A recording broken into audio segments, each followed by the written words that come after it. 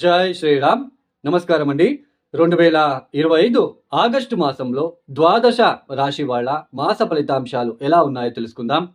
ముఖ్యంగా ఈ మాసంలో గ్రహ సంచారం తెలుసుకున్నట్లు కనుకైతే రాహు కుంభరాశిలో సంచారం, కేతు సింహరాశిలో సంచారం, శని వక్ర మార్గంలో మీన రాశిలో సంచారం చేస్తున్నారు, గురు భగవానుడు మిథున రాశిలో సంచారం, కుజుడు ఈ మాసమంతా కన్యా రాశిలో సంచారం, బుధుడు ఆగస్టు 11వ తేదీ వరకు మాత్రమే వక్రగతిలో సంచారం చేస్తూ ఆయన 11వ తేదీ తర్వాత వక్ర త్యాగం చేస్తున్నారు కర్కాటక రాశిలో. ఇక శుక్రుడు ఆగస్టు 20వ తేదీ వరకు ఆయన మిథునంలో సంచారం, తదుపరి కర్కాటక రాశిలో సంచారం చేయబోతున్నారు. ఇక సూర్య భగవానుడు ఆగస్టు 16వ తేదీ వరకు కర్కాటక రాశిలో సంచారం, తదుపరి సింహ రాశిలో సంచారాన్ని ప్రారంభం చేయబోతున్నారు. ఏదైతే ఈ కొన్ని గ్రహాల మార్పులు కావచ్చు, ఈ గ్రహ సంచారం వలన ఏ రాశుల వాళ్ళకి కొన్ని మార్పులు ఉంటాయి, ఏ విషయాల్లో జాగ్రత్తలు పాటించాలి, ఎలాంటి పరిహారాలు చేసుకుంటూ వెళ్ళాలి అని ఈ ఒక వీడియోలో తెలుసుకుంటూ వెళ్దాం. ముఖ్యంగా దానికన్నా ముందు చూడండి, ఫలానా రాశి వాళ్ళకి ఇలాంటి గోచార స్థితి ఏర్పడబోతున్నది, ఇలాంటి విషయాలలో హెచ్చరికలు తీసుకుంటూ వెళ్ళాలి, ఇలా కొన్ని పరిహారాలు చేసుకుంటూ వెళ్ళాలి అని అన్ని రాశుల వాళ్ళకి కలిపి చెప్పబోతున్నాం. అంటే ఇక్కడ ఎవరి వ్యక్తిగత జాతకం కూడా ఇక్కడ చెప్పట్లేదండి. గోచార పరిస్థితుల్లో ఇలాంటి పరిస్థితులు ఉన్నాయి, గోచారంలో స్థితిగతిలో ఇలాంటి ఒక సిచ్యుయేషన్స్ ఉన్నాయి, మీరు ఈ రాశి వాళ్ళు ఇలా ఉండాలి. ఈ రాశి వాళ్ళు అంటే లక్షల మంది ఉంటారు ఒక్కొక్క రాశి వాళ్ళు. సి రాశి ఇక్కడ రాశి అంటే ఏంటి తెలుసా అండి? రాశి ఫలితాంశాలు రాశి అంటే ఏంటి తెలుసా అండి?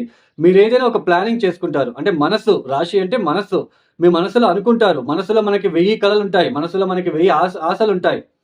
ఆ ఒక ఆశలని మనం పూర్తి చేసుకుంటాం, దాన్ని దశాభుక్తి ద్వారా మనం తెలుసుకుంటాం.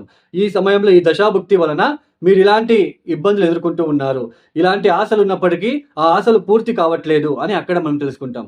ప్లానింగ్ అంటే, రాశి అంటే ఒక ప్లానింగ్ చేసుకుంటారు, తర్వాత దాన్ని ఎంతవరకు మీరు ఎగ్జిక్యూట్ చేస్తారు అనేది మనకి జాతకము ప్లస్ దశాభుక్తి, అష్టక వర్గ బిందువులు కూడా చాలా ఇంపార్టెంట్. సో ఇది మనకి ఎందుకు ఇది చెప్తున్నానంటే చాలా మందికి అర్థం కావట్లేదు, అందుకే అర్థం అవ్వాలనే ఉద్దేశంతో చెప్తున్నాను. చంద్రుడు ఉన్న రాశి ఒక చుట్టుముట్టు అంటే చుట్టుపక్కనంతా ఏదైతే గ్రహగతులు ఉన్నాయో, ఇప్పుడు ఏళ్ళనాటి శని సమయంలో మానసికంగా చాలా ఇబ్బందులు పడుతున్నాం, మానసికంగా చాలా ఇబ్బందులు పడాల్సిన ఒక ప్రమేయం ఏర్పడుతూ ఉంటుంది. అవమానాలు, అపవాదాలు, తర్వాత ఉద్యోగ నష్టాలు, ఉద్యోగ భంగాలు, మనస్సు చాలా ఇబ్బంది పడిపోతూ ఉంటుంది. ఆ సమయంలో మీరు ఏ ప్లానింగ్ చేసుకున్నా అవి మీకు ఇబ్బందిగానే ఉంటాయి. అది దశాభుక్తి కూడా మనం చూసుకుంటూ వెళ్ళాలి. అందుకే రాశి అంటే సో మనం ప్లానింగ్ చేసుకుంటాం, ఆ ప్లానింగ్ ఎంతవరకు ఎగ్జిక్యూట్ చేస్తామన్నది మనకి దశాభుక్తి మరియు మన వైయక్తిక జాతకం ఇంపార్టెంట్. ఇక ఎవరికైనా ఆస్ట్రాలజీ కన్సల్టేషన్ కావాలనుకున్న వాళ్ళు డిస్ప్లే అవుతున్న నెంబర్కి నేరుగా మీరు కాల్ చేయండి.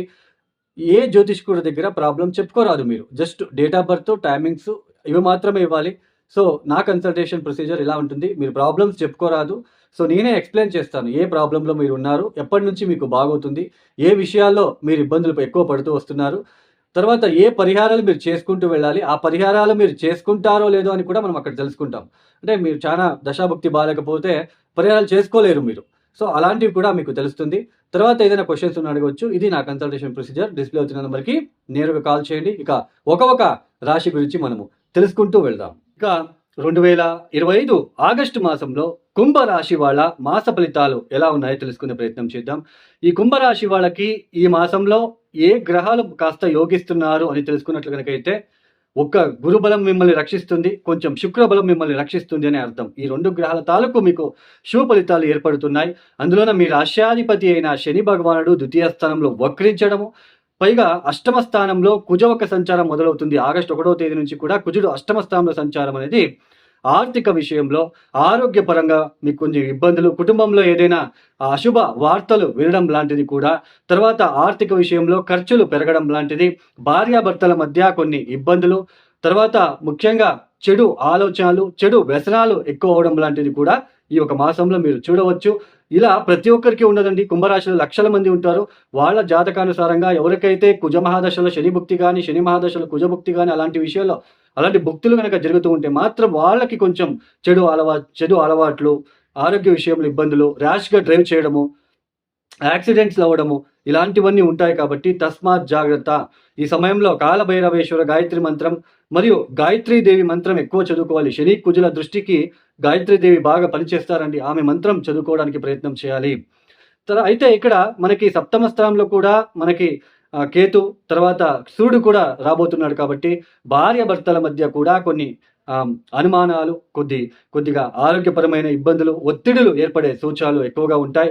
తర్వాత లోన్లకి రుణాలు ప్రయత్నాలు చేసుకోవడము, అప్పులు చేయడం లాంటిది ఇలాంటివన్నీ ఎక్కువగా ఉంటాయి. అయితే పంచమ స్థానంలో గురు శుక్రుల ఒక కలయిక జరిగింది కాబట్టి ఎన్ని ఇలాంటి ఇబ్బందులు వచ్చినా, ఎన్ని అవాంతరాలు వచ్చినా తట్టుకునే ప్రయత్నం చేసుకుంటారు. తట్టుకునే అవకాశాలు వస్తాయి. వాటి నుంచి బయటపడే అవకాశాలు కనిపిస్తున్నాయి.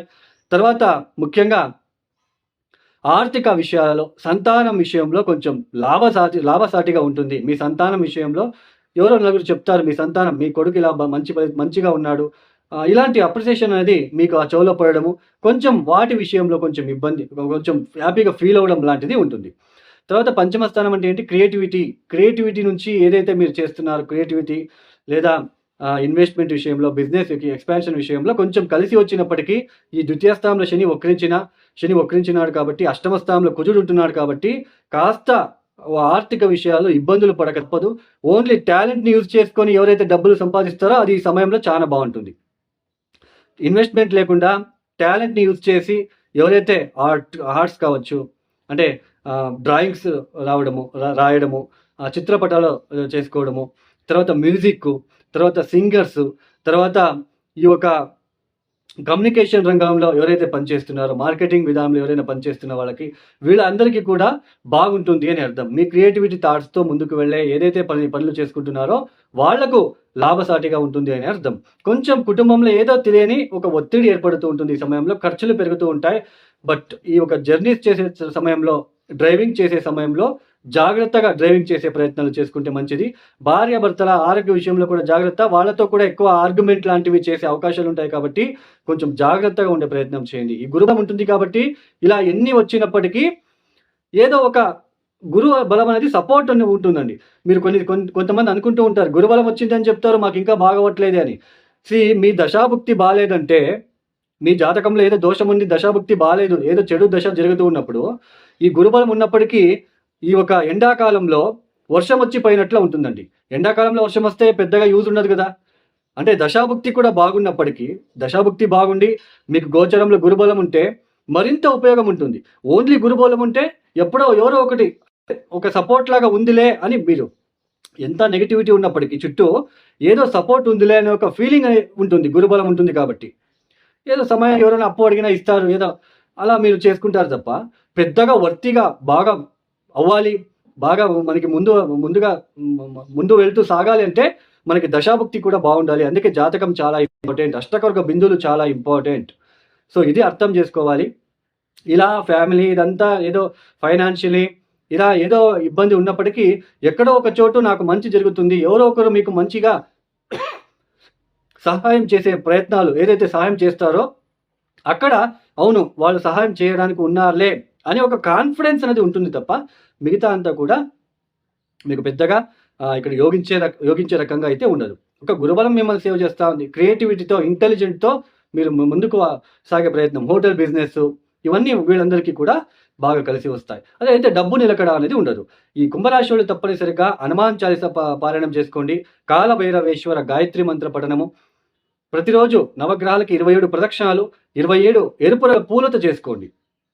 ఎరుపు రంగుల పూలతో చేసుకోవడానికి ప్రయత్నం చేయండి. తర్వాత ముఖ్యంగా మీరు చేసుకోవాల్సిందల్లా కుబేర మంత్రం చదువుకోవడానికి ప్రయత్నం చేయండి. ఈ ఒక వీడియో మీకు నచ్చితే లైక్ చేయండి, షేర్ చేయండి, సబ్స్క్రైబ్ చేసుకోండి. సర్వే జనం సుఖినో భవంతు. ధన్యవాదములు. జై శ్రీరామ్.